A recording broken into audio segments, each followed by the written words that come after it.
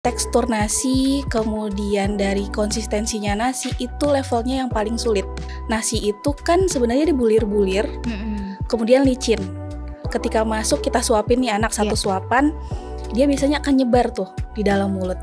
Sementara makan dan kebutuhan seksual itu multisensori banget. Jadi sebenarnya yang namanya pijat oromotor itu tidak wajib untuk dilakukan di rumah. Tergantung dari posisi level gangguan oromotornya sebenarnya ya, tapi tidak wajib untuk dilakukan pijatan yang sampai lama gitu, enggak. Saya merasakan banget anak saya ini kayak masih kalau ngunyah nasi itu dia itu susah gitu dok. Kadang kita nggak ngebentak nih mau muung, tapi ketika kita nyuapin muka kita gini, gitu.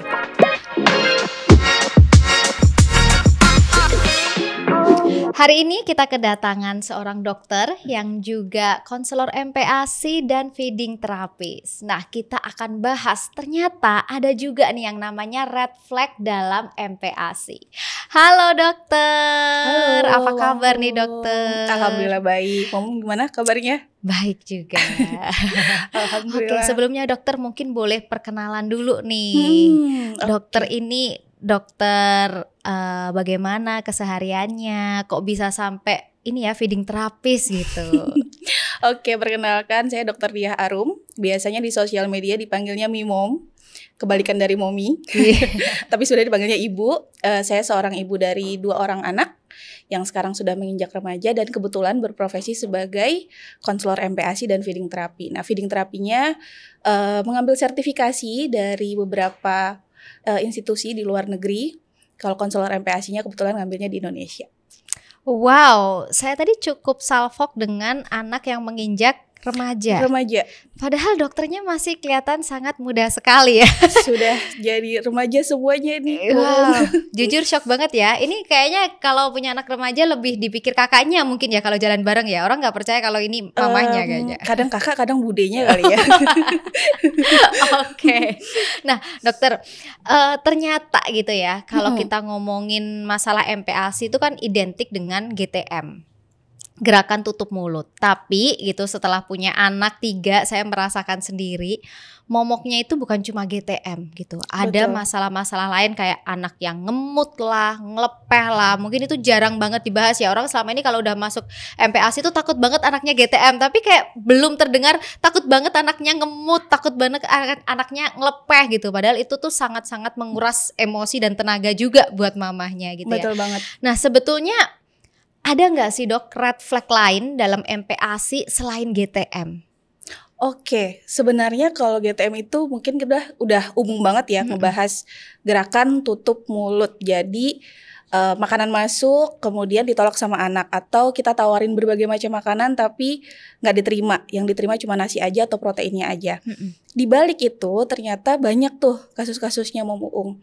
Yang pertama biasanya paling sering dikeluhkan adalah anak tidak betah duduk di kursi makannya. Wow, benar sih. Di baby chair-nya. Dia pingin keluar, pingin main, itu yang pertama. Kedua yang tadi mau sebutin, ngemut, melepeh, kemudian cuman mau yang kering-kering aja. Bener banget, atau yang kemudian kriuk-kriuk aja, atau kemudian pinginnya justru yang halus-halus aja. Itu juga bisa jadi masalah tuh. Dan yang paling sering memang adalah telat naik tekstur. Telat naik tekstur itu biasanya akan berefek juga kadangkala ke perkembangan bahasanya, kemampuan dia untuk menerima makanan-makanan yang lainnya, dan bisa ngaruh juga ke fokus makan atau ke fokus di hal-hal lainnya. Nah ini menarik ya, tadi kan dokter sempat bahas masalah telat naik tekstur gitu ya. Nah jadi sebetulnya anak itu kita dari orang tua yang telat naikin tekstur, atau memang ternyata dari anaknya ini yang belum bisa untuk naik tekstur nih dok? Ada 2 juga tuh mau. Bisa jadi ketika sebenarnya anaknya sudah siap untuk naik tekstur, tapi orang tuanya takut untuk kenalin tekstur yang baru. Ada juga sebenarnya anaknya belum mampu untuk naik tekstur, dia masih dalam tahap belajar, tapi orang tuanya sudah istilahnya sudah ketakutan kalau anaknya GTM, akhirnya gonta-ganti naik tekstur atau kemudian naik turunin, gonta-ganti menunya. Nah itu bisa jadi ada 2 tuh. Dan itu bisa mengakibatkan yang tadi kita sebut sebagai red flag di MPASI, Anaknya masih belajar, masih screening banget ke makanannya, tapi hari ini menunya beda tekstur juga, besok teksturnya sudah berbeda lagi, anak jadi nggak bisa membaca. Sebenarnya makanan ini aman apa enggak sih? Akhirnya dia menolak seluruh makanannya. Jadi kalau tadi dari penjelasan dokter ya, kapan sebagai orang tua kita itu bisa tahu kalau anak kita nih sebetulnya udah mampu buat naik tekstur. Dan mungkin juga boleh dijelasin kali ya dok ya, kayak gimana tahapan buat naik teksturnya. Karena tadi kan dokter sempat bahas ya, hari ini dicobain tekstur yang ini, besoknya diganti gitu. Nah anaknya jadi bingung tuh di situ. Betul, jadi secara umum kalau kita memberikan edukasi ke orang tua, itu dimulai dari tekstur bubur yang jatuhnya perlahan. Ya. Jadi kalau disendokin terus jatuhnya akan pelan-pelan tuh. Biasanya orang tua ketika sudah mendapatkan tekstur tersebut, anaknya mau makan 2 minggu, 3 minggu kemudian, yang diganti adalah teksturnya tidak disaring lagi. Jadi akhirnya si buburnya itu masih konsistensinya masih tetap jatuh perlahan, tapi di dalamnya sudah ada wortel yang dicincang. Oh, ada gerinjilan-gerinjilannya, ya. Betul. Nah, itu yang terkadang kurang tepat tuh memuung.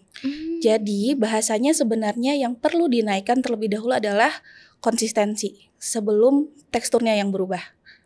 Oh, berarti konsistensi itu dari yang dia awalnya jatuh perlahan, kemudian kita coba dikurangin lagi airnya, tetapi masih diulek saring sampai teksturnya itu sendoknya perlu dimiringkan atau dibalik dulu baru buburnya jatuh sampai di konsistensi yang si buburnya atau makanannya itu bisa dilumat, bisa dipulun seperti perkedel kentang. Oh ya, perkedel kentang tuh kayaknya kalau ditaruh di sendok, jadi dia teksturnya lengket banget sama sendoknya. Kalau dibalik nggak jatuh gitu. Dibalik nggak jatuh, harus digoyangin bener. Tapi kalau kita ambil, kita bulet-buletin bisa. Itu kita sebut sebagai tekstur yang lampi, konsistensi yang lampi. Oke, jadi yang padat tekstur itu bukan cuma sekedar kayak tekstur, tapi konsistensinya dulu. Betul, konsistensinya dulu dinaikkan, baru kemudian kalau anak sudah mampu, barulah kita naikin sih teksturnya.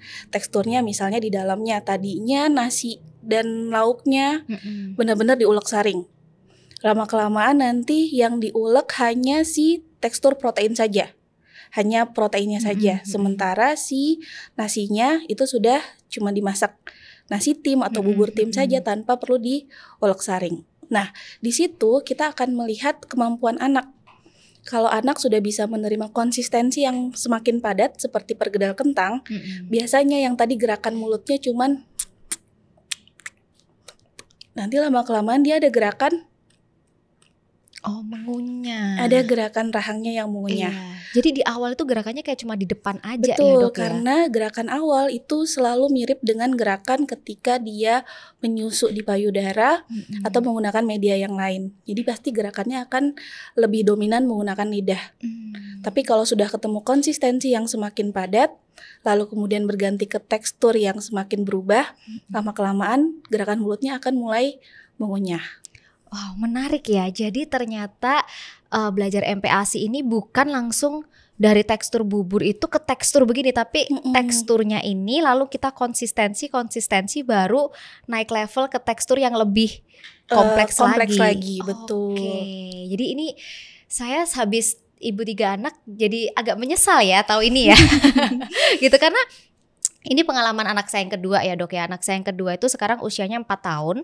Tapi saya merasakan banget anak saya ini kayak masih kalau ngunyah nasi itu dia itu susah gitu dok. Jadi kayak, tapi kalau semisal ngunyah yang lain-lain saya rasa lebih mudah ya dibandingkan dia harus ngunyah nasi. Terus kayak mulai muncul ngemut gitu ya, ngemutnya lama banget. Bahkan kadang udah kita ingatin, ayo dikunyah, udah dikunyah. Dia ada kayak gerakan mengunyah, tapi gerakan dia tuh kayak bingung antara mengkoordinasikan kunyahan tersebut sama nelannya.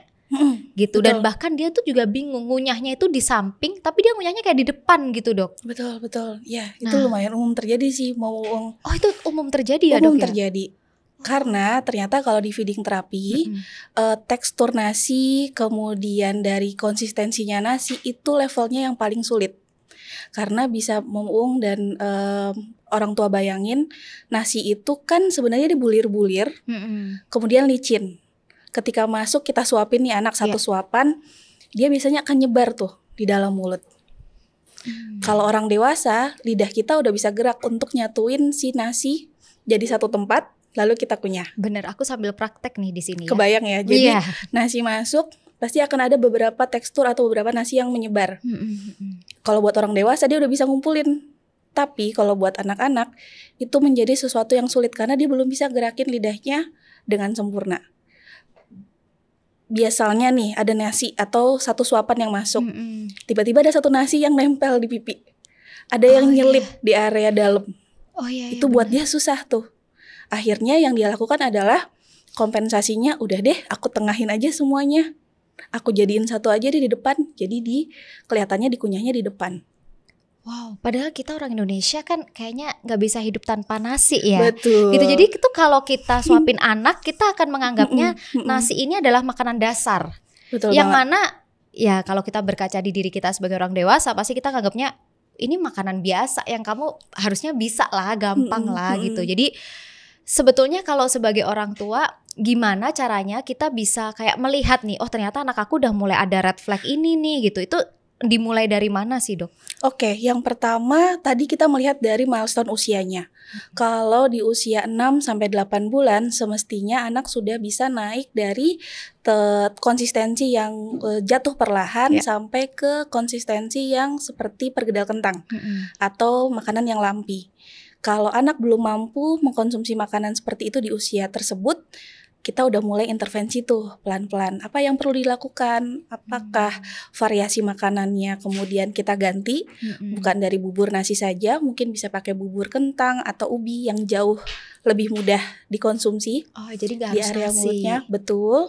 Kemudian kita juga perlu lihat dari kemampuan postur anak, karena ternyata Momo Uung jauh sebelum kemampuan oromotor. Di feeding terapi yang perlu kita lihat adalah postural stability-nya. Kalau anak belum bisa duduk dengan tegap, belum bisa duduk dengan nyaman, dia masih goyang-goyang di high chair-nya, atau pas dia lesehan dia masih bisa jatuh. Iya, kayak uglik-uglik gitu. Betul, ya. itu bisa dipastikan kemampuan oromotornya juga masih kesusahan. Jadi di usia 6-8 bulan yang perlu kita lihat adalah ada red flag atau tidak di postural stability-nya.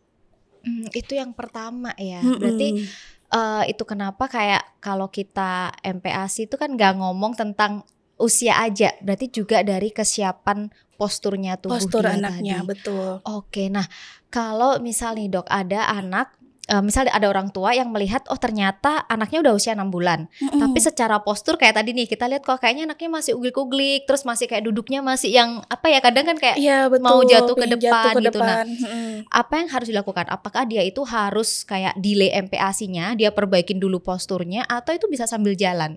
Oke, kalau berbicara tentang di usia 6 bulan, itu juga salah satu yang sering dikeluhkan nih Momo Uung. Kita kan biasanya mengikuti banget feeding rules. Anak harus didudukkan di high chair, kemudian makannya tidak lebih dari 30 menit atau bahkan ya mentok di 30 menit. Terus tidak boleh ada distraksi. Kalau anaknya gerak dikit, wah berarti dia nggak bisa nih. Terus kemudian bisa digendong. Ada cara-cara seperti itu ya. Nah, kalau memang posisinya anak belum siap untuk didudukan di high chair, sementara dia sudah 6 bulan, dari segi nutrisinya kan kebutuhan ASI-nya sudah tidak terpenuhi 100%. Jadi MPASI-nya bisa tetap dimulai. Tetapi ada beberapa peraturan yang bisa kita longgarkan. Contoh, kalau memang anaknya belum nyaman duduk di high chair, bisa kok dipangku. Tidak jalan-jalan, tapi dipangku. Karena biasanya anak yang dipangku, senderannya bersandar pada orang tuanya itu jauh lebih mudah. Nyaman ya juga. Betul, core stability-nya, posturalnya itu akan lebih mudah. Itu satu. Kemudian kita juga bisa menambahkan latihan-latihan lagi. Bisa kemudian ada tummy time yang dimodifikasi. Dia memang kita latih untuk mulai bisa duduk mandiri. Kemudian pakai alat-alat bantuan seperti gimbal untuk mengatur postural stability-nya tadi. Itu bisa.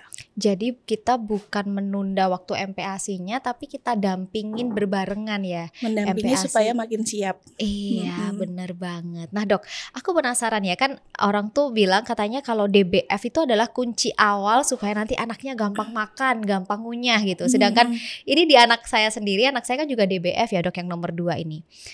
Tapi kenapa saya merasa kayak ternyata nggak segampang itu gitu loh, nggak cuma butuh DBF gitu. Nah, kenapa kok bisa ya dok, walaupun mereka DBF tapi tetap ada gangguan nih pada saat MPASI?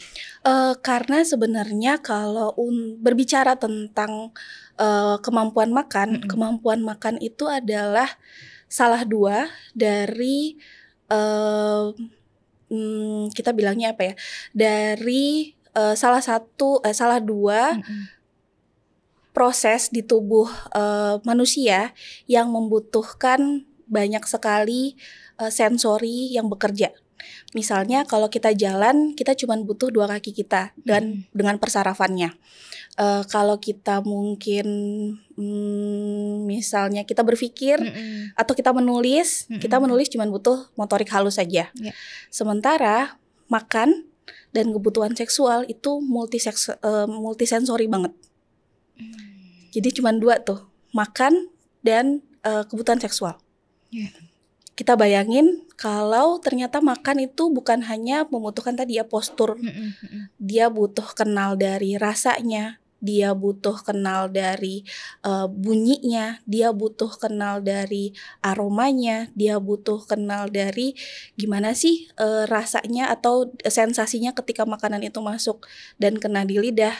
Itu banyak banget dibutuhkan. Belum lagi tadi ketika dia menggerakkan rahangnya dan menelan, butuh banyak otot yang bekerja. Benar-benar. Sehingga DBF itu bisa menjadi salah satu stimulasi. Gitu. Tetapi ketika mungkin anak punya kesulitan, ada anatomis yang berbeda, kemudian ternyata dia punya alergi, sebelumnya ternyata punya riwayat hipersensitif gagging, atau kemudian ada kolik yang berulang, itu tentu perjalanan-perjalanan yang kemudian membuat anak jadi bisa jadi butuh waktu yang lebih lama untuk menyesuaikan si proses makan tersebut. Oke, nah ini kayaknya tadi dokter sempat singgung masalah anatomi ya. Memang kalau anak aku tuh memang ada lip tie dan ada tongue tie dok gitu. Terus memang dia lumayan sensitif ya. Bahkan tuh waktu itu pernah banget kita lagi liburan bareng di Malang dan waktu itu hujan. Terus dia itu bisa kayak di sandalnya tuh kemasukan air hujan gitu.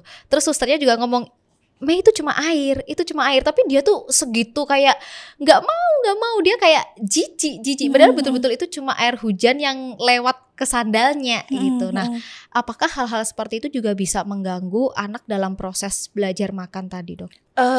Sedikit banyak bisa.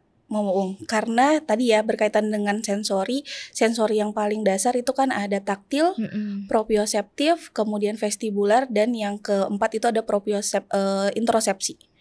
Nah, taktil itu kita berhubungan sekali dengan sentuhan di area kaki, di area tangan, sampai kemudian di mulut. Ketika ternyata anak memiliki sedikit sensitif, hipersensitif di area kaki atau di area tangannya, bisa jadi sebagian besar akan merasa tidak aman ketika ada sesuatu yang masuk ke dalam mulutnya. Nah, bentuknya berarti kita harus menstimulasi terlebih dahulu area yang paling jauh. Entah itu di kakinya, entah itu di seluruh tubuhnya, di tangan, baru di mulutnya. Nah, yang tadi berkaitan dengan anatomis adanya tongue tie atau lip tie, secara penelitian memang sudah banyak yang meneliti itu bisa mengganggu proses makan. Tetapi apakah kemudian harus dilakukan treatment tertentu, harus kemudian dilakukan, kita biasanya dengar ada frenotomi, itu bukan menjadi one stop solution. Karena tetap harus ada pre dan post treatmentnya.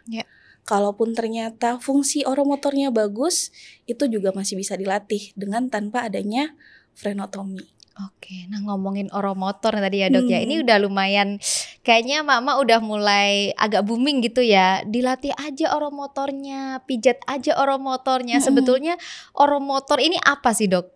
Istilah apa ini dok? Jadi oromotor adalah salah satu kemampuan dari motorik. Kalau kita biasanya dengar motorik kasar, motorik halus, dan yang ketiga adalah oromotor. Oromotor ini memang berkaitan dengan organ, khususnya di area mulut, rahang, lidah, dan rongga mulut itu sendiri. Dan tidak lupa ada gigi-giginya juga. Nah, kenapa sekarang itu lumayan booming membahas oromotor? Karena rata-rata kalau dulu kita nih memuung kan kalau pas kecil permainan kita lumayan banyak ya. Mungkin pas bayi ya udah sama orang tua dibiarin aja tuh. Mainan itu kan bagian dari sensori taktil, proprioseptif dan vestibular.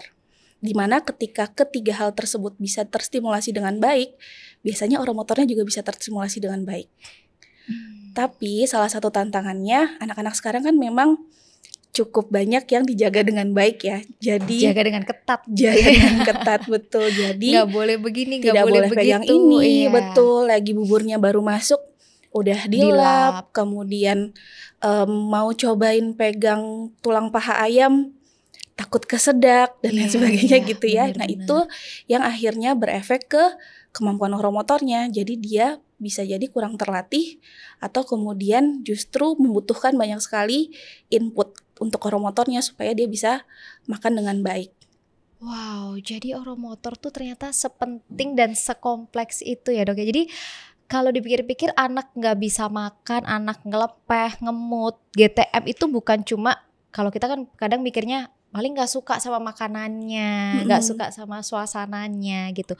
Ada yang lebih kompleks, ternyata di dalam tubuh anak sendiri ini banyak yang perlu diperbaiki, distimulasi lagi gitu. Nah, gimana caranya kita orang tua itu bisa membedakan bahwa ini tuh beneran udah red flag nih. Gitu. Karena kan kadang tuh kita orang tua kan kayak bingung ya dok ya. Maksudnya sampai karena kan biasa dibilang begini nih, kayak 6-8 bulan tuh adalah batas waktu kita belajar gitu. Nah, tapi kan pasti ada red flagnya supaya kita tuh nggak sampai terlambat gitu dok. Karena aku masih sering banget kayak dulu anak aku yang waktu aku terapiin juga dok, itu ada omongan dari orang sekitar, ngapain anaknya loh BB-nya masih bagus, anaknya masih gemoy, berarti kan makannya pinter. Nah, padahal kalau kita sebagai orang tua kan ngeliat dia aja kayak makan langsung ditelen, kadang nggak ngelewatin proses dikunyah gitu. Jadi ya kalau kita mau denial masih bisa aja gitu loh. Jadi seberapa pentingnya oromotor ini dan apa sih red flagnya? Kapan orang tua tuh harus mulai oke, aku harus aware nih sama kondisi anak aku gitu dong.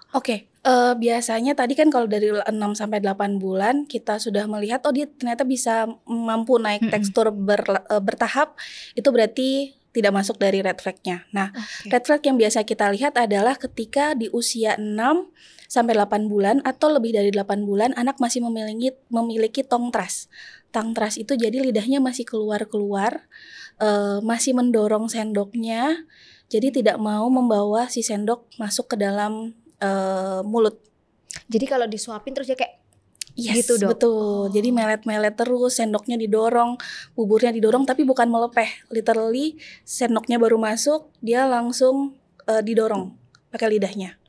Oh, itu berarti bukan tanda anaknya nggak mau ya dok ya? Bukan ngomong. Jadi kalau baru-baru di 6-8 bulan itu biasanya masih ada tongue thrust tadi. Jadi lidahnya masih refleks primitif namanya.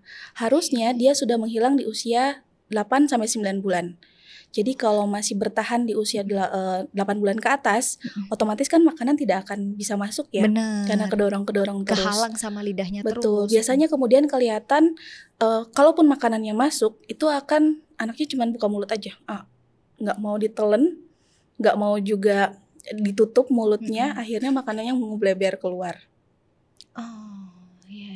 Pasti mungkin Mom pernah lihat tuh beberapa kasus juga di sosial media. Ada yang seperti itu. Itu red flag yang pertama. Kedua, kalau misalnya dengan tekstur yang sudah lembut, di usia 8 bulan ke atas, anak masih lumayan tinggi hipersensitif gaggingnya, atau gaggingnya masih dominan sekali. Gagging itu yang itu ya. Betul, hoe gitu kita bilangnya. Jadi kalau masuk, baru nyentuh lidah depan, udah masuk nih makanannya, tongue thrust-nya udah nggak ada. Tapi begitu dia baru ke tengah, kita kelihatan ya baru separuh masuk udah langsung hoe. Hoe-nya juga bisa yang berlebihan bahkan sampai muntah. Padahal seharusnya di usia-usia tersebut sudah tidak ada gagging yang terlalu dominan kalau di depan. Biasanya gagging itu masih ada ketika anak berusaha mengunyah dan dia mau telan, tapi nelennya belum pas, ada gagging, itu nggak apa-apa.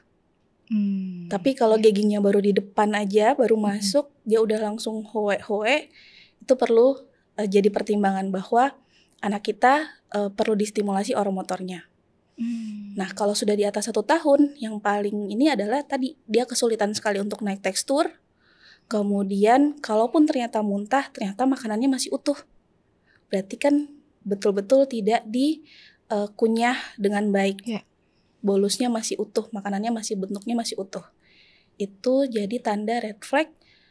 Sebaiknya meskipun belum mencapai di usia 18 bulan, biasanya red flag itu batasnya di usia 18 bulan, Tapi kalau udah ada tanda-tanda seperti itu, lebih baik diintervensi lebih semakin cepat. dini ya. Betul. Nah dok, ini tadi kan kayak contoh nih lidah yang mendorong, dia hoe gitu ya. Itu kan kalau kita orang tua tuh mungkin sering diartikin anaknya nggak suka sama makanannya. Mungkin begitu kayak udah masuk nih mau, tapi habis itu dihuein. Mungkin dia enek atau mungkin nggak suka sama aromanya gitu. Nah, gimana caranya kita sebagai orang tua tuh bisa membedakan gitu ya? Karena kan kadang kita juga nggak tahu ya, apakah anak ini beneran nggak suka atau mungkin anaknya suka nih, tapi memang ternyata ada gangguan sama oromotornya itu tadi, dok. Kita membedakannya berarti dari konsistensinya anak menerima makanan. Ketika misalnya di makanan tertentu, dia nggak hoe nih, dia bisa menerima. Tapi ketika kita berikan makanan yang mungkin baru gitu ya, wajahnya aja udah kelihatan, terus ada gagingnya, berarti itu masih cukup normal. Tapi dalam posisi anak yang memiliki gangguan oromotor, gangguan sensori, dan butuh dilakukan feeding terapi, semua makanan dia akan punya respon yang sama. Oke, wow, luar biasa sekali ya. Tadi waktu dokter ngomong tuh akhirnya aku sambil membayangkan, oh iya ya, bener juga ya, kemarin anak aku kayak begini, anak aku juga mengalami ini. Tapi ya itu ya, namanya kita orang tua jadi belajar terus ya. Dan cukup menyesal karena kok kemarin-kemarin nggak ngerti sinyal ini itu. Jadi buat mama-mama yang sekarang memperhatikan nih, ilmu yang sangat luar biasa nih hari ini bareng sama Momin ya, Momin Arum. Oke, nah dok, kalau begitu ya gimana? Ada nggak sih dok? Atau mungkin boleh ditunjukin gitu loh kayak caranya orang tua terapi oromotor itu tadi ya dok ya. Apakah itu memang harus kita ke spesialis khusus gitu, atau itu juga bisa dilakukan di rumah? Kalau pendekatannya dengan feeding terapi, dari riset dan penelitian yang terbaru, sebenarnya tujuannya adalah justru membuat orang tua bisa melakukan stimulasi di rumah. Jadi bentuk stimulasi yang terapi dengan profesional itu tetap dibutuhkan, tetapi akan sangat berbeda ya ketika pendekatannya dengan orang-orang dekat, orang tuanya, pengasuhnya, itu pasti attachment-nya berbeda tuh. Anaknya juga lebih rileks. Anaknya lebih rileks. Terus kalau misalnya anaknya rada ngereok, masih bisa diajak main, terus nanti dipraktekkan lagi. Jadi memang di feeding terapi kita justru memotivasi orang tua bisa melakukan di rumah. Nah, cara-caranya sebenarnya bisa pakai bahan-bahan yang ada di rumah, Kayak gimana itu dok? Yang pertama itu kita sebutnya sebagai resistive food. Makanan-makanan resistive food itu adalah makanan yang keras sekalian teksturnya, tidak bisa dikunyah, tidak bisa ditelan. Jadi benar-benar bendanya keras, tapi ukurannya besar dan bisa menstimulasi anak untuk diemut, digigit, dijilat. Itu makanan aku tahu nih, ini kayak ini biji mangga. Betul banget. Terus kayak baloknya nanas, apa ya? Bonggol nanas, betul. Itu. Jadi resistive food itu bisa bonggol mangga, biji mangga ya, kemudian bonggolnya nanas, kemudian tulang iga kambing muda, itu juga bisa, bonggol jagung yang sudah disisir, tulang paha ayam tanpa dagingnya, atau bahkan kita kasih daging steak yang kematangannya well done, jadi benar-benar keras. Nah itu bisa diemut-emut, bisa digigit-gigit sama anak-anak, itu bisa jadi resistive food. Itu apakah harus di usia anak yang maksudnya tadi mulai terlihat red flagnya itu, atau misal kayak anak-anak yang contoh kayak anak saya kan udah 4 tahun nih dok, tapi saya merasa kayak masih kurang, jadi bisa distimulasi dengan begitu dok? Bisa distimulasi semua usia tapi level kesusahannya berarti bisa kita sesuaikan. Kalau di usia 6-8 bulan atau di bawah 1 tahun berarti kita pakai bonggol nanas, bonggol mangga, itu kan bisa ada latihan sensori juga ya. Sementara untuk usia-usia di atas 1 tahun, 2 tahun, atau tadi di 4 tahun bisa pakai daging steak, bisa pakai daging empal, bisa pakai tadi tulang iganya kambing, itu juga bisa dicoba. Nah itu resistive food. Yang kedua, kita bisa pakai yang namanya latihan oromotor dengan menggerakkan lidah dan area mulutnya. Jadi sebenarnya yang namanya pijat oromotor itu tidak wajib untuk dilakukan di rumah. tergantung dari posisi level gangguan oromotornya sebenarnya ya, tapi tidak wajib untuk dilakukan pijetan yang sampai lama gitu, enggak. Kita bisa latih aja dari mulai anak menggerakkan mulutnya, menggerakkan lidahnya. Kayak gimana itu? Sesimpel misalnya anak diajarin buat cium orang tuanya, tapi nyiumnya bener-bener yang monyongin banget bibirnya. Atau bibirnya monyong, muncus gitu ya. Terus di atasnya dikasih pensil, sumpit ya. Gitu, itu bisa ditaruh di sini. Terus latihan bikin bakso di dalam pipi. Jadi gini ya. Betul. Nah, biasanya gini nih. Kalau bikin bakso di dalam pipi tuh kita ngajarin, di mana baksonya? Pakai lidah. Kalau orang dewasa gampang, tapi anak-anak kadang kalau dia memang ada gangguan oromotor, lidahnya tidak fleksibel, dia akan gitu, ngangkat. Susah. Ini tuh apakah termasuk anak-anak yang tangte ya, Dok ya? Kan kalau tangte katanya lidahnya tali lidahnya kan pendek gitu. Makanya dia jadi lebih susah untuk bikin bakso itu tadi. Betul, bisa. Tapi kalau anak-anak yang nggak tangte, apakah juga bisa kemungkinan untuk kesusahan gitu, Dok? Bisa banget, karena memang yang namanya gerak lidah itu perlu dilatih, Momuung. Kalau kita nggak ngelatih lidahnya, otomatis anak akan taunya gerakin lidahnya cuman ke samping kiri, ke samping kanan, atau kemudian dia taunya ya udah cuman di depan aja. Mirip ketika gerakan dia minum ASI atau DBF. Karena DBF kan lidahnya cuma di tengah aja tuh, posisi lidahnya. Sementara ketika makan kita perlu menggerakkan lidah ke kanan ke kiri, lidahnya perlu dibalik, bolak-balik gitu ya. Atau habis masuk ke kanan perlu ambil ke atas, gerakan ngambil sisa-sisa nasi tadi. Nah, itu fleksibilitas dari lidahnya perlu dilatih dengan gerakan-gerakan seperti itu. Gerakan bikin bakso, bibirnya dibikin monyongin, latihan menjilat yogurt di area bibir. Itu bisa muncul gerakannya. Kalau udah dari situ kita juga bisa pakai namanya oral placement therapy. OPT itu salah satunya adalah pakai alat-alat terapi oromotor. Seperti yang saya bawa. Betul. Jadi latihannya kalau buat ngunyah atau buat menggigit itu biasanya kita pakai alat yang paling kecil dulu. Kadang tuh orang tua sukanya udah deh pakai yang gede-gede sekalian biar sekalian bisa gitu. Tapi anak-anak kadang kalau sudah alatnya terlalu besar, dia kesusahan dan akhirnya cuman maunya pakainya di tengah aja. Jadi saya pribadi biasanya ngelihat dari ukuran mulut anak, kemampuan anak, terus kita mulai selalu dari yang alatnya paling kecil. Saya malah kemarin tuh sempat beli, Dok, tapi saya nggak ngerti juga ada yang besar yang kecil. Saya pikir nggak mau rugi ya, jadi beli yang besar aja sekalian. Biasanya gitu ya, sekalian biar bisa dipakainya awet gitu. Tapi kadang-kadang gitu kalau alatnya terlalu besar, anaknya belum mampu, akhirnya terapi yang di rumah tuh kurang efektif dilakukan. Jadi kita bisa pakai alat-alat kecil. Kalau misalnya mau ngelihat juga kadang ada yang pakai sikat gigi kecil, itu bisa dicoba. Jadi biasanya Momuung kalau untuk yang terakhir itu kita biasanya pakai namanya oral placement therapy. Jadi OPT itu kita bisa pakai alat-alat terapi mulainya dari alat-alat yang kecil dulu. Nah, alat yang kecil contohnya seperti ini tuh dimulainya justru dari pinggiran bibir dulu. Misalnya kita mulai dari kiri, ini kita gigit 1, 2, 3, hore. Anak-anak kan suka ya kayak gitu ya. Seru kan buat mereka fun gitu. Baru 1, 2, 3 yang sisi lainnya. Kalau itu sudah, baru kita naikin hitungannya bisa sampai 5 sampai 10 kali. Benar-benar dari pinggir dulu. Pinggir sudah, baru kita kemudian bikin sudut antara gigi taring dan geraham 1.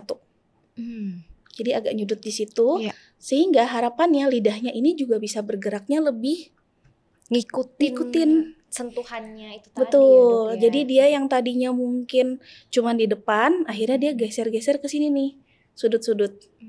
Memang lidah itu berarti kalau ada alat yang menyentuh ini, lidah akan secara otomatis ngikutin. Betul, karena ada input sensori taktilnya di situ kan, Momuung. Jadi dia akan berusaha untuk menyingkirkan lah si alat ini. Padahal kalau kita orang dewasa kayaknya enggak ya, Dok ya? Kalau kita biasanya kita coba ya, kalau misalnya kita pakai pipet air mineral, ada makanan yang nyentuh di sini atau sikat gigi, itu pasti ada beberapa kali kita akan berusaha untuk membersihkan area tersebut. Kalau diingat-ingat ya, misalnya kita lagi sikat gigi nih, ya. Mungkin kita akan lidah tetap di tengah nih, tapi ada beberapa kali posisi lidahnya kita mau geserin deh, biar busanya agak ke depan atau busanya agak ke samping, itu pasti ada posisi gitu Mung. Jadi refleksnya itu yang kita ambil buat ngelatih oromotor anak. Nah, kalau dari bagian sudut sudah, barulah ke area belakang. Geraham belakang. Biasanya areanya sudah di antara taring, geraham 1, geraham 2. Masih gigi susu semua nih. Nah, ini dicobanya biasanya ada 2 cara. Boleh digigit dengan cara sama seperti di depan. 1, 2, atau terus anaknya suruh gigit lama. Jadi kayak nahan ya Dok ya? Yes, ditahan gitu. Nah, dia tahan gini, kita hitung 1, 2, 3 gitu. Jadi ada hitungannya, bisa dari hitungan 3 detik, 5 detik, sampai nanti di 20 detik. Tapi bertahap ya? Bertahap banget. Jadi oral placement terapi ini nantinya orang tua atau kemudian terapisnya akan digantilah sama makanan-makanan. Nah, itu salah satu perbedaan dengan terapi wicara. Terapi wicara kan biasanya juga ada beberapa alat yang digunakan, tapi kemudian diajari untuk berbicara. Nah, kalau terapi makan, setelah menggunakan alat-alat, dia kemudian diganti alat tersebut dengan makanan. Nah, makanan ini barulah masuk yang namanya helper food. Helper food itu bisa dibuat dari nugget, homemade. Kita bikinin misalnya kentang Mustafa. Kita bikinin keripik tempe. Itu bisa tuh digigit dari samping bener, nyudut, baru kemudian digigit ke area geraham. Tadi dokter kan sempat nyebutin nugget, terus kentang Mustafa, keripik tempe, itu kan secara teksturnya beda ya Dok ya? Betul. Nah, bagaimana maksudnya caranya kita bisa membedakan, oh ini kayaknya anaknya bisa pakai yang nugget, ini anaknya kayaknya bisa pakai yang keripik tempe. Karena kan kalau keripik tempe kan dia tipis, crunchy. Kalau nugget kan dia agak tebel tapi masih bisa lumer dengan gusi gitu ya kalau nugget ya. Nah, gimana caranya kita bisa tahu, oh ini kayaknya bisa nih pakai yang nugget, ini kayaknya bisa nih pakai yang keripik tempe gitu. Salah satunya berarti kita mengajukan ke orang tua. Jadi kita bikin journaling untuk makan di 1x24 jam atau sampai 3 hari. Itu kita tulis tuh Momuung. Jadi makanan apa saja yang bisa dia terima. Bisa diterima tuh dalam artian bukan sampai habis dia suka, tapi makanan tersebut ternyata bisa diterima dengan first impressionnya bagus gitu, masih bisa tertelan dengan baik, sehingga kita bisa lihat polanya ternyata anak bisa menerima yang crunchy food dulu, atau ternyata sudah bisa kombinasi antara crunchy food dengan tekstur yang chewy tapi homogen, atau ternyata sudah bisa yang lebih kompleks lagi, yang bercampur lagi. Itu biasanya dengan food journaling. Ya. Dok, apakah anak-anak yang punya gangguan oromotornya ini tadi itu dia juga akan berpengaruh nanti ke cara dia bahasa? Apakah bakal ada speech delay atau mungkin ada gangguan nih nanti dalam dia ngomong sama orang-orang sekitarnya gitu? Kalau berdasarkan riset tidak semuanya akan berpengaruh ke speech delay. Karena bisa sekali anak yang punya kemampuan berbicara tetap bagus sesuai dengan milestone-nya, tapi kemudian kemampuan makannya ternyata kesulitan. Itu ada banyak. Tapi rata-rata ketika ternyata dia punya kelemahan di oromotornya, pasti ada beberapa konsonan yang juga dikompensasi sama anaknya. Contohnya dia udah bisa ngomong nih, tapi ternyata L di tengah belum bisa muncul dengan baik. Jadinya udah harusnya pulang, jadinya puang gitu. Atau ada bagian-bagian yang hilang. Nah, itu biasanya berpengaruh juga ke kemampuan makannya. Dokter, kan dokter sebagai feeding terapis gitu ya. Kapan kita ini harus ke feeding terapis gitu? Karena mungkin masih banyak ya, kayaknya istilah feeding terapis ini kan masih awam gitu ya Dok ya. Apalagi mungkin belum tersebar di daerah-daerah gitu. Jadi apa sih sebetulnya pengertian dari feeding terapis itu, dan kapan kita sebagai orang tua itu harus menemui feeding terapis? Oke, feeding terapi itu sebenarnya sudah cukup umum ada di luar negeri, Muung. Biasanya yang berprofesi sebagai feeding terapi itu adalah tenaga kesehatan dari occupational therapy, fisioterapi, kemudian ahli gizi, dokter gizi, kemudian tentu dokter anak itu bisa mengambil sertifikasi feeding terapi. Nah, kapan anak-anak itu bisa dibawa ke feeding terapi? Biasanya kita akan melihat anak tersebut punya gangguan makan yang cukup ekstrim atau gangguan makannya masih cukup umum. Yang tadi kita sebut GTM. Oh, dia ada makanan-makanan tertentu yang dia suka banget. Ternyata setelah di list masih lebih nih dari 20 jenis. Itu masih oke. Oh, ternyata anaknya nggak doyan sama makanan tertentu, tapi kalau makanannya ada di depannya dia nggak masalah. Dia cuman kayak nggak mau, udah. Tapi yang makanan yang lainnya dia masih bisa konsumsi. Itu juga nggak masalah. Tapi kalau misalnya anaknya ternyata setelah kita list, oh ternyata dia cuman bisa makan 10 jenis makanan aja. Atau bahkan yang ekstrim, dia bahkan cuman bisa makan 5 jenis makanan dengan merek tertentu. Nggak bisa tuh dengan merek-merek yang lain, rigid banget ya. Itu berarti kita bisa bawa ke feeding terapis. Kemudian dia kalau lihat makanan yang dia nggak suka, ternyata ditaruh di depannya pun udah tantrum tuh, udah nggak bisa terima. Itu juga sebaiknya kita bawa ke feeding terapi. Atau tadi tuh, misalnya ketika dia didekatkan dengan makanan pun belum makan nih ya, baru didudukkan di high chair, udah nangis, udah takut banget. Lihat high chair-nya juga udah takut banget. Nah, itu saatnya dibawa ke feeding terapi. Dokter, gimana caranya kita bisa membedakan kayak tadi anak yang cuma punya 5 pilihan makanan gitu ya, atau rigid banget gitu ya, dengan dia itu picky eater. Apakah anak yang seperti itu kita sebutnya picky eater, Dok? Yang ternyata picky eater tapi setelah kita list bisa lebih dari 20 jenis, itu masuknya ke picky eater biasa. Karena sebenarnya picky eater tuh kita sebut bisa jadi salah satu fasenya toddler. Fase normalnya toddler. Tapi ketika dia ekstrim picky eater, kita sebut sebagai selective eater, itu dia terlihat banget memuung kalau dia hanya fokus sama nugget misalnya ya, nugget ayam merek A. Ketika diganti nugget ayam merek B, dia udah gak bisa makan. Betul. Nasi cuman bisa nasi yang bubur. Begitu cuman dinaikkan sedikit aja kepadatannya, dia nggak bisa. Dan setelah di list ternyata kurang dari 10 atau bahkan yang ekstrim kurang dari 5 tadi tuh. Itu kita masuknya sebagai ekstrim picky eater.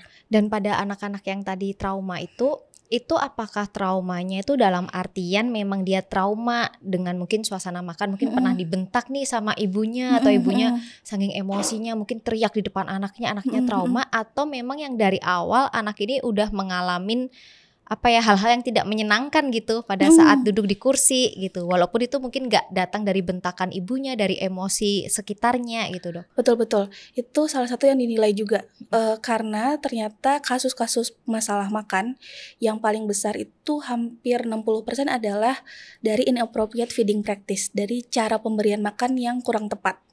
Salah satunya adalah ekspektasi kita sebagai orang tua itu cukup tinggi. Kemudian akhirnya ketika memberikan makanan kita tidak hadir sepenuhnya untuk anak. Terus target yang kita pakai adalah target orang tua, bukan lihat targetnya kemampuan anak. Kadang kita nggak ngebentak nih Muung, tapi ketika kita nyuapin muka kita gini, gitu. Padahal sebenarnya kalau di luar jam makan kita ramah banget sama anaknya, dipeluk-peluk. Tapi begitu makan kita cuma pegang sendok, pegang mangkok, terus dok gitu, gitu. Terus baru jatuh dikit terus langsung astagfirullahalazim gitu, istighfarnya banyak gitu ya. Terus tumpah langsung tisu diambil zret. Gelap. Itu kita nggak ngebentak anak, tapi anak ngelihat gerakan-gerakan kita tadi udah mencerminkan. Kita aja sudah mencerminkan. Anak jadi ngerasa, oh ketika aku di luar jam makan, ibu aku, orang tua aku sesayang itu sama aku. Tapi ketika makan bisa setegang itu ya ternyata prosesnya. Akhirnya belum berbicara tentang tekstur, belum berbicara tentang oromotor, dia merasa tidak aman tuh dengan proses makan. Dan dia bisa menolak untuk makan. 60% gitu. ya dok ya, ternyata 60%. problem masalah makan tuh justru datangnya dari hal-hal seperti itu tadi. Betul. Berarti ketika anak mengalami hal seperti itu dan orang tuanya aware dengan hal itu bisa langsung kita terapikan. Betul, salah satunya berarti yang perlu kita lihat adalah cara pemberian makan dari orang tuanya atau pengasuhnya sudah tepat atau belum. Ekspresinya apakah cukup tegang, instruksinya apakah berlebihan, atau justru tidak ada instruksi sama sekali jadi lempeng banget anaknya cuman dibiarin aja, itu juga berpengaruh. Kemudian orang tua juga tadi itu ekspektasinya betul-betul harus diset realistis. Yang biasanya saya sering lihat adalah usia 1 tahun kita sudah benar-benar targeting anaknya harus bisa makan daging. Padahal di belakang itu, anaknya sudah bisa makan telur, sudah bisa makan ikan. Itu hal-hal yang semestinya bisa di-encourage. Yang harusnya bisa, anak-anak tuh sebenarnya udah banyak yang bisa tapi jadi tertutupin. Betul. Karena kita ngelihat yang gak bisanya ini tadi. Betul banget. Dok, tapi bagaimana? Kan maksudnya gini ya, kalau saya kan paham banget ya, ketika MPASI itu kan sesuatu yang betul-betul menurut aku tuh kayak next level menjadi orang tua gitu ya. Apalagi kalau misal lihat anaknya tuh udah gak mau makan, GTM, berat badannya kurang gitu. Nah, gimana caranya kita itu bisa mengejar ketinggalan berat badan, sedangkan anak ini juga butuh terapi ini tadi. Oke. Kalau kita ngomongin tentang ngejar berat badan, itu benar-benar the next level sih, karena biasanya feeding terapi itu stepnya setelah nutrisi anak baik. Jadi karena yang namanya pertumbuhan itu tidak bisa diulang, kalau ternyata status gizi anak masuknya sudah di status gizi yang buruk, dia sudah mengalami malnutrisi, sebaiknya memang kita mengejar itu dahulu. Termasuk ketika kita tahu nih, anak kita mau naikin tekstur karena sudah usianya, tapi ternyata kemampuannya belum bisa untuk naik tekstur. Sementara status gizinya ternyata buruk, posisinya buruk ya. Udah memang di bawah min 21 standar deviasi. Maka itu dulu yang dikejar. Tetapi ketika kita ngelihat status gizinya ternyata sebenarnya baik-baik aja kok. Posisinya masih tetap di kurva yang baik. Mungkin ada beberapa kali yang melandai karena dia lagi sakit. Kemudian ternyata level-level yang lain, postural stability-nya ternyata bagus. Maka feeding terapi bisa dilakukan. Jadi feeding terapi itu memang stepnya setelah kebutuhan nutrisinya itu baik dulu ya. Kalau memang kondisinya anak sedang sakit, kemudian tadi ya ada infeksi kronis, dia memang butuh dibenarkan dulu nutrisinya, kebutuhan gizinya atau status gizinya, itu dulu yang dikejar. Bahkan kadang nih Mom Uung, misalnya kita tahu anaknya mungkin udah usia katakanlah di atas 18 bulan, datang gitu ya, pasiennya datang, ternyata susah banget nih makan. Ketika kita kulik-kulik, yang dikasih memang udah nasi perak. Sementara tadi kita tahu ya, nasinya ternyata paling susah tuh levelnya di feeding terapi. Jadi makannya benar-benar sedikit. Yang dikasih tiap hari ternyata daging ayam. Karena orang tuanya pengen ngejar berat badan, tapi anaknya gak bisa nih makan daging ayam. Berarti kita bisa tuh turunin dulu teksturnya. Jadi nasinya dibikin nasi lembek dulu. Daging ayamnya boleh kok di blender dulu. Dicincang dulu itu boleh. Yang jadi ngejar nutrisinya dulu. Makan dulu ya, Dok. Betul. Nah baru sembari itu kita dampingin, boleh latihan oromotornya. Tadi ya bisa pakai resistive food. Dia tadi pakai OPT, oral placement terapinya, atau pakai benar-benar makanan-makanan yang melatih oromotornya. Tapi nggak langsung barengan gitu kita terapi ganti semua gitu, enggak. Itu bisa seperti dokter, itu. Berarti kalau misal kita mau ke feeding terapis gitu ya, itu apakah harus melalui dokter anak dulu baru kita ke feeding terapis, atau kita bisa nih langsung ya kita bawa aja anak kita ke feeding terapis itu tadi? Kalau misalnya ternyata posisinya ada gangguan sensori, sangat disarankan untuk periksanya ke dokter anak terlebih dahulu atau ke dokter rehabilitasi medik, karena 2 dokter tersebut yang berkompeten untuk mengakses. Nanti ketika sudah ternyata memang ini butuh feeding terapi, nanti berbarengan tuh. Jadi leadernya dari dokter anak atau dokter rehabilitasi medik nanti barengan sama feeding terapisnya. Seberapa penting sih Dok peran lingkungan gitu ya terhadap keberhasilan terapi ini tadi ya, atau stimulasi oromotornya anak? Karena kan Kalau di Indonesia nih kita hidup cukup lumayan berat ya dok. Beragam, ya apalagi kalau semisal anaknya nggak mau makan, kadang udah dibilang itu ibunya yang nggak begini gitu. Semua serba yang disalahkan adalah ibunya gitu. Jadi seberapa penting peran lingkungan gitu, nanti dia juga mungkin buat mama-mama yang melihat gitu, dan apa yang dokter bisa kayak sampaikan untuk ayah gitu ya atau lingkungan, bagaimana bisa cara bentuk supportnya gitu ya kepada anak yang mungkin sedang mengalami problem seperti ini. Oke. Salah satu beban di Indonesia, bukan beban ya, salah satu tantangan kita di Indonesia adalah adanya dua kondisi di mana ada anak-anak yang stunting, ada juga anak-anak yang mengalami obesitas. Dua-duanya jadi hal yang perlu ditangani. Ketika ternyata anaknya makannya banyak, tapi ternyata komposisinya, isinya itu kurang seimbang, bisa jadi jatuhnya ke obesitas. Dan itu tetap perlu diterapi dan bisa ketemu dengan feeding terapi juga. Ketika ternyata anaknya status gizinya kurang, kemudian mengalami masalah makan, itu juga levelnya bisa jadi perlu dilakukan feeding terapi atau terapi makan. Nah, poin yang pertama adalah kalau bisa kita meyakinkan pasangan kita, orang rumah atau kemudian nenek kakeknya adalah tidak denial. Yang pertama, karena memang betul ada yang namanya red flag, ada yang namanya nanti juga bisa, itu pasti ada tuh omongan-omongan seperti itu. Tetapi semakin cepat diintervensi, semakin cepat dilakukan terapi, hasilnya pasti akan lebih bagus. Jadi kalau memang sudah kelihatan nih, anak saya ketika makan baru di tengah aja udah langsung gagging, bahkan muntah. Anak saya ternyata belum bisa nih, bahkan yang tadi dokter bilang, misalnya daging ayam itu jelas dia nggak bisa, ternyata di telur aja dia belum bisa konsumsi. Mungkin padahal usianya sudah di usia 18-20 bulan. Kita nggak usah perlu nunggu sampai dia di atas 3 tahun. Kita bisa lakukan langsung terapi saat itu juga. Jadi yang pertama tidak denial. Kemudian yang kedua, terapi itu kan sifatnya tidak instan. Jadi pasti butuh proses. Ada waktu di mana kita capek, ada waktu di mana kita ya udah deh lagi nggak ada waktu gitu ya. Terus biaya dan lain sebagainya itu pasti ada tuh waktu-waktu seperti itu. Tapi ya namanya orang tua kan amanah ya. Jadi ya udah pas dia lagi capek kita berhenti dulu nggak apa-apa, tapi harus dilanjutkan lagi terapinya. Itu.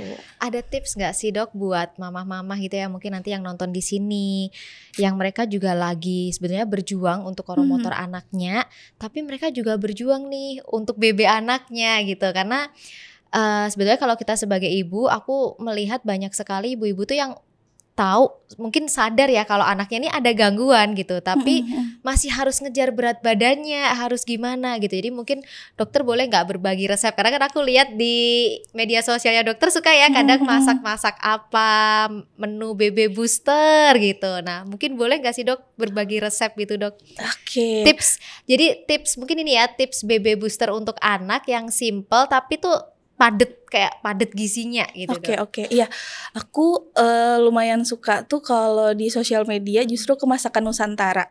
Karena sebenarnya bahan-bahan di Nusantara tuh kan banyak banget ya mau ngomong ya.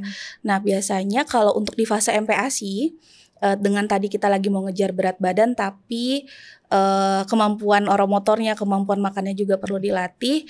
Aku suka kasih tips adalah kita gandengkan dulu si karbohidrat dengan lemak-lemak yang baik. Nah lemak tuh kan banyak ya di Indonesia. Ada dari lemak hewaninya, ada juga dari minyak. Yang paling sering aku suka sih pakai santan. Karena santan tuh kayak ya sempat mahal ya kemarin ya, cuman sempat mahal dan sempat langka, tapi di Indonesia banyak banget. Nah itu biasanya santan tuh mau dimasukin tadi di karbo di nasinya, jadi nasi uduk, atau terus kita bikin bubur sumsum, ada kan ya sama tepung beras sama si santannya. Terus kita bisa juga olahan serikaya, kalau mau tahu, telur, santan, sama bisa pakai kurma, itu di blend jadi satu, teksturnya mirip puding. Mirip puding yang jiggly gitu, tapi itu enak banget tuh dan BB booster banget. Jadi olahan-olahan tuh sebenarnya banyak, tapi biasanya aku saraninnya yang pertama karbo plus lemak atau protein hewani yang lebih ramah cerna, bisa diasup dengan baik dan dicerna sama anak. Oke. Contohnya seperti kuning telur, kemudian ikan-ikanan, terus kemudian organ meat. Hati gitu ya, hati, Dok. otak sapi. Ya. Itu juga biasanya gandengnya sama santan lebih enak ya kayaknya. Betul, ya. Karena dibikin gulai otak gitu. Rasa amisnya tuh lebih hilang. Mungkin apa ya, kayak aku tuh suka bikinin si Mior tuh kayak gulai otak gitu, dan pakai santan juga kan, pakai otak. Terus kalau kayak apa ya, enak, mungkin rasanya mungkin juga lebih gurih, sedep gitu ya. Betul, itu salah satu hack yang sering aku ajarin sih ke orang tua, karena biasanya kan yang paling ideal kita tuh bikin santan dari santan peres gitu kan ya.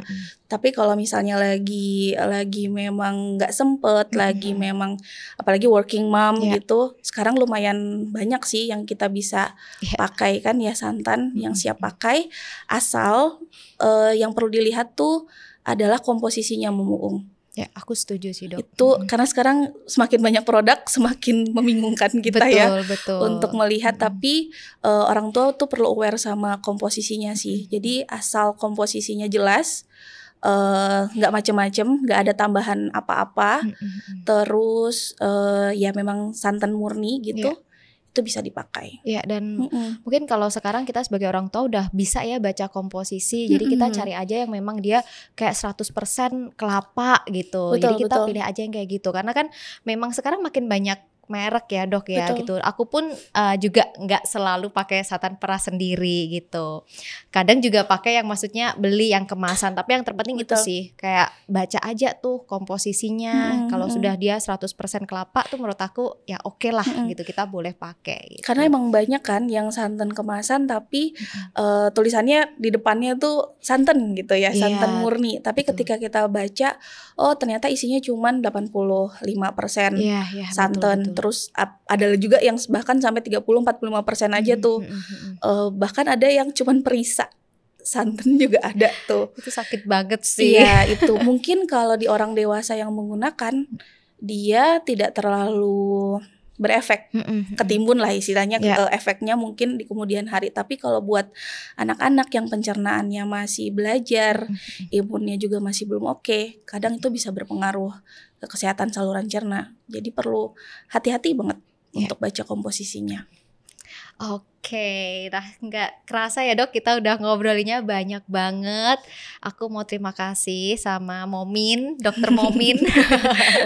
Tapi terakhir boleh nggak, Dok, mungkin kasih pesan ke mama-mama gitu ya, karena kan aku menyadarin banget ya, perjalanan empasi itu adalah perjalanan yang sangat berat, bahkan bisa bikin kita ngerasa gagal, menyalahkan diri sendiri, sampai nggak tidur, bahkan bisa sampai mengganggu mood seharian, mengganggu kita, nafsu makan kita sendiri gitu, Dok. Karena itu betul-betul mikirin banget besok tuh anaknya mau makan apa, kayak apa ya, Dok, itu sampai kayak terhantui gitu, Dok. Nah, mungkin dokter boleh nyampaikan pesan ke mama-mama yang lagi berjuang gitu, menyemangati mereka di sana. Oke. Jadi mama-mama sekalian, yang namanya GTM atau adanya gangguan oromotor, adanya red flag MPASI, itu semua ada penyebabnya, ada dasarnya, dan bisa dicari tahu bareng sama tenaga kesehatannya, bareng sama dokternya, bareng sama konselor MPASI-nya. Jadi yang pertama, jangan selalu merasa sendirian. Pasti ada teman, pasti ada tenaga kesehatan, pasti ada grup mama-mama mungkin yang bisa saling support. Jadi jangan pernah ngerasa sendirian. Kemudian yang kedua, selalu set ekspektasinya yang realistis. Kalau hari ini lagi capek, ya udah, nggak apa-apa, istirahat dulu. Yang hari ini udah dulu. Besok kita lanjut lagi, kita coba lagi. Besoknya lagi kita coba lagi. Jadi selalu ada hari esok yang insya Allah akan lebih baik.